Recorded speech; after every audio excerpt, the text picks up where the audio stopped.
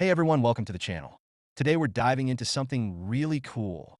You know, sometimes YouTube videos can have thousands of comments. It's very time-consuming to read them all one by one. Just like the video that I'm watching right now. It is about Hitler and has over 4K comments. I really want to find out what people have been talking about.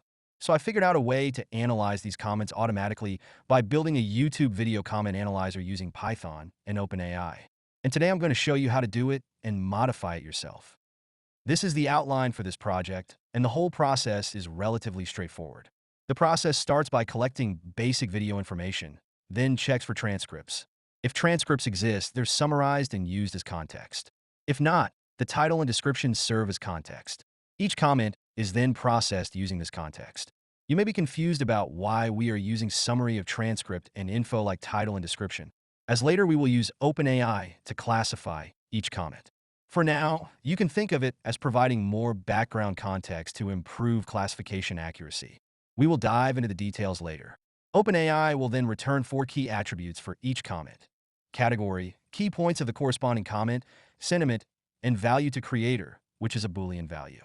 Then comments are filtered based on their value, grouped by category, refined, and finally compiled into a model to generate an analysis report. I'm going to walk through this project quickly so you guys can have a basic understanding of what's going on about this project. Let's break this down step by step. First things first, environment setup. You'll need to create an .env file based on the .env example template. This is where you'll store 2 crucial API keys: your OpenAI key and YouTube API key. For those wondering how to get your YouTube API key, since there are already many comprehensive guides out there, check the description below for a detailed tutorial link that will walk you through the setup process step by step. Now let's dive into our first major component, the comment fetcher. This module leverages the YouTube Data API to extract multiple layers of video information. This module will help us to extract 4 types of data: basic video metadata like titles and description, transcript for the video, user comments. First, the Create YouTube Service function establishes our connection to YouTube's API, like our handshake with YouTube's infrastructure.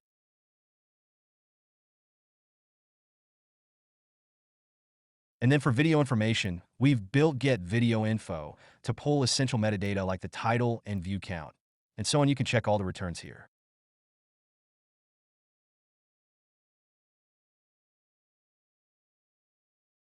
The Get Video Transcript function implements a smart priority system for subtitle extraction. It first looks for manual English subtitles, then checks other manual subtitles, and finally falls back to auto-generated ones if necessary.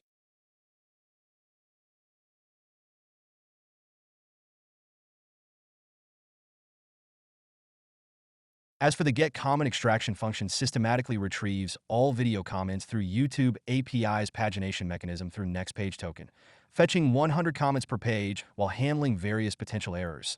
The function keeps track of comment counts while iterating through these virtual pages of comments, ensuring we don't miss any valuable data.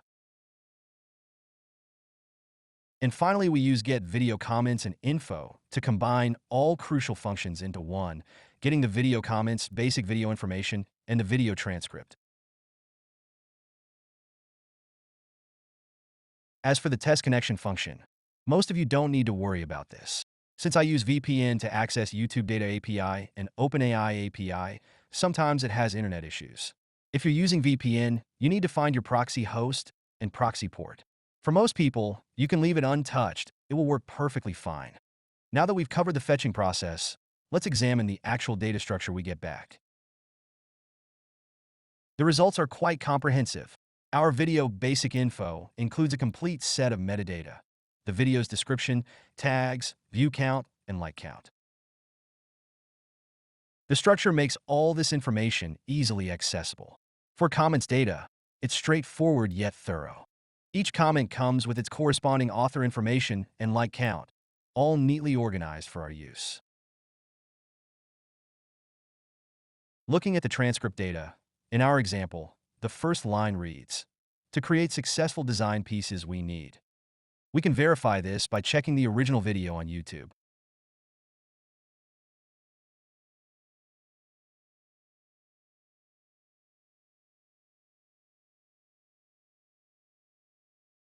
The first sentence matches perfectly, confirming everything works properly.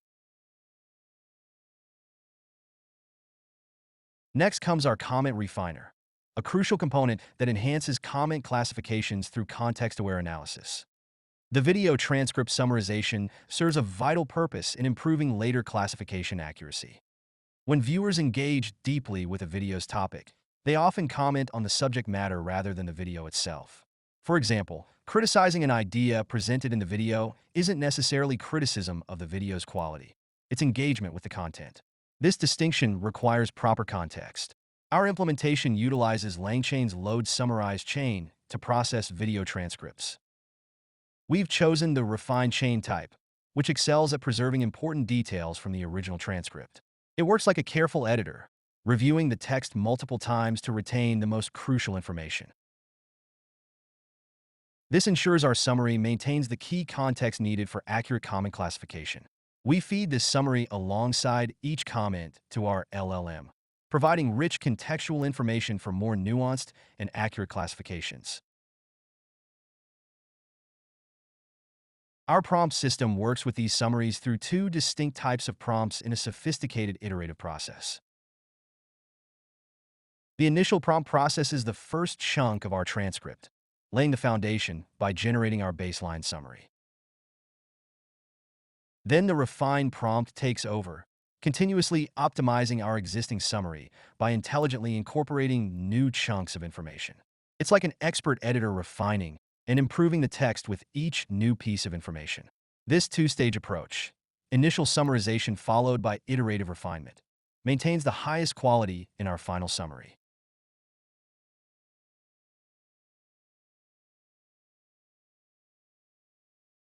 The system elegantly handles transcripts of any length while maintaining consistent quality and coherence. Now, let's explore the GPT implementation. We've optimized it for both speed and output structure. Speed optimization was crucial. Since YouTube videos often have hundreds or thousands of comments, processing them sequentially would take too long. That's why we've implemented the asynchronous version of the OpenAI API. Instead of analyzing comments one by one, we process multiple comments concurrently, dramatically reducing overall processing time. We're also leveraging OpenAI's structured output capability. This feature lets us specify exactly what format we want our predictions in. Rather than parsing free-form text responses, we get clean, consistent, structured data for each comment. Here we specific 3 class to get exact output structure that we want. And in practice, when we send a comment to be pre-processed through GPT API, every prediction returns in exactly the same format, making it incredibly easy to process and analyze at scale. The combination of async processing and structured output gives us both speed and reliability. We're not just processing comments quickly. We're getting back precisely structured data ready for immediate use. Let's check our prompt for GPT. The comment classification criteria looks for 4 key pieces of information. The comment category from our 14 distinct categories. A concise key point extraction. The sentiment, positive, negative, or neutral. Whether the comment provides valuable insights for the creator. It goes beyond simply flagging useful comments. It understands what makes a comment truly valuable. The prompt identifies specific, actionable feedback, detailed insights about audience engagement, meaningful questions for future content guidance, and relevant information that enhances the discussion. In this long prompt instructs GPT to analyze YouTube comments and categorize them into specific predefined categories, determine their sentiment, extract key points, and assess their value to content creators, all returned in a strict JSON format. The category criteria structure is particularly effective. Each category isn't just a label. It's a detailed framework with clear inclusion and exclusion criteria. For example, content issues, we focus specifically on technical aspects of the video itself, not opinions about the topics discussed. This distinction helps provide actionable feedback to creators. Each category has its own purpose to help us better understand every comment on the video, and rather than going through each category individually, which would make this video too lengthy, I encourage you to review the criteria and adapt them to best suit your specific needs and use cases. Now let's return to the GPT component. For transcript summary usage, We include the previously generated video transcript summary as context in our prompt for each comment analysis.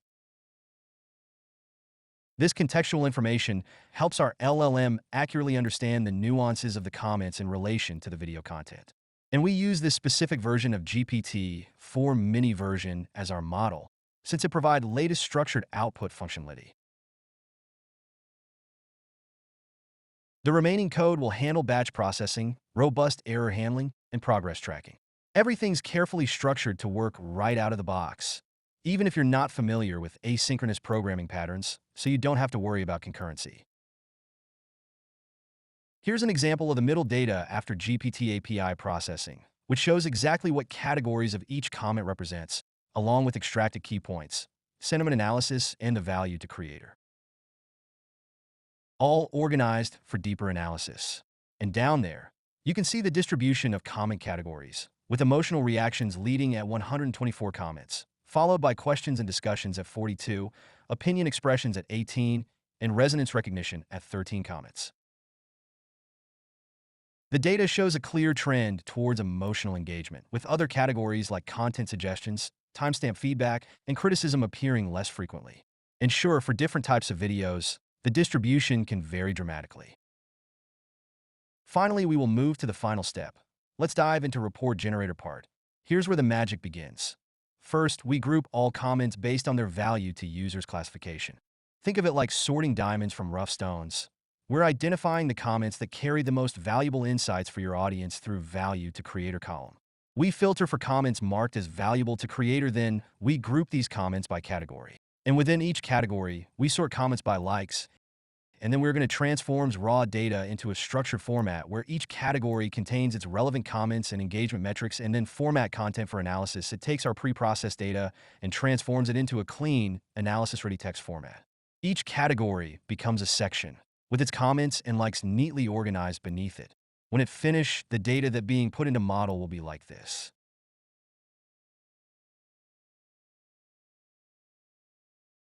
Then analyze method brings everything together. It first processes and formats the data, then splits the content into manageable chunks, and finally uses a refinement chain to get the report. As for the prompt, we start with our final report prompt, which performs our initial deep dive into the comment data. This generates what we call a structured analysis report. Think of it as our comprehensive intelligence gathering, covering three crucial areas: key findings, content quality analysis, and strategic recommendations. Final report refine prompt acts as our intelligent integrator. When new comment data comes in, this prompt seamlessly weaves it into our existing analysis. You have complete freedom to customize these prompts to match your specific needs. Want to focus on different aspects of the analysis and add new categories or metrics? The prompts can be tailored to produce exactly the kind of report that's most valuable for your content strategy. Our main script is pretty straightforward, putting everything together.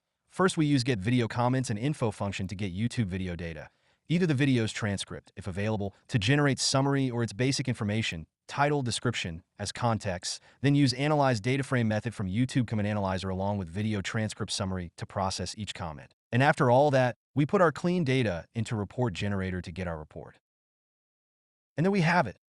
We've just walked through a YouTube comment analysis system that transforms raw comments into actionable insights. Let me show you a demo using a YouTube video I was watching. It's all about the principles of design, really interesting stuff. The video runs for about 21 minutes, and the channel's pretty popular with 1.57 million subscribers. Last I checked, it had 314 comments too. Getting this set up is super simple. All you need to do is grab the video link and plug it into our Python script. Just run Python main.py with the link as an argument. And heads up for anyone using a VPN, you'll need to add your proxy host and port to the command line arguments as well. All right, let's examine what's happening as we execute this code. First, we use the YouTube Data API to fetch our crucial information. Notice here that we're getting access to both manual and auto-generated transcripts. As for our transcript prioritization, we're defaulting to manually uploaded transcripts for optimal accuracy. Then you'll see we've retrieved 223 comments. But here's something important to know that the API specifically pulls top-level comments, excluding replies. This explains why our API comment count differs from what you'd see on the YouTube page, which includes all nested responses. Then goes next phase, transcript summarization. This summary start processing as it will provide context for our each comment prediction later. Since we're implementing asynchronous optimization for our comment processing, it allows us to efficiently analyze over 200 comments across multiple dimensions, getting categories, sentiment, creator value metrics, and so on, all simultaneously. Next, we're into the final step. Our refined chains start working, feeding valuable comments and their associated metrics, which systematically organizes information based on our report prompting architecture. Finally, let's examine our output.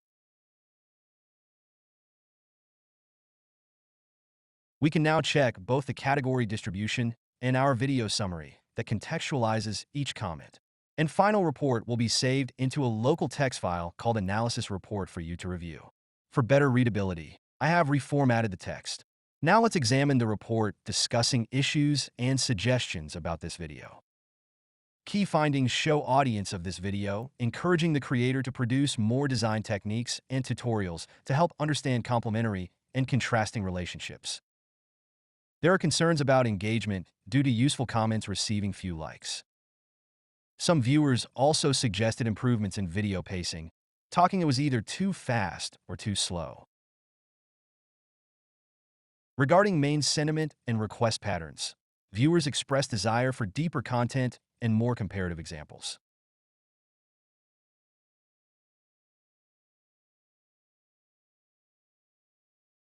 And then we can check the original comments' key points and their corresponding like counts reveal genuine user needs and suggestions, such as inquiries about editing and animation software used, requests for tutorials on design element hierarchy, understanding complementary and contrasting relationships.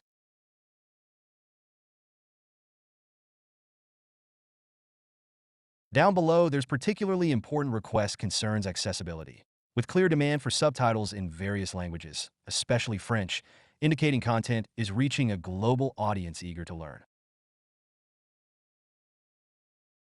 The report continues with content quality analysis. There are still a lot of insights about this video due to video length concerns. I'll end my interpretation here. If interested, you can review the complete report along with example reports and project code on GitHub. Alright, that's all I've got for today. I've got lots more tricks and cool applications related to LLMs coming up in future videos. If you found this kind of coding content helpful, don't forget to hit that subscribe button. It really helps the channel grow. Thanks for watching, and I'll see you around.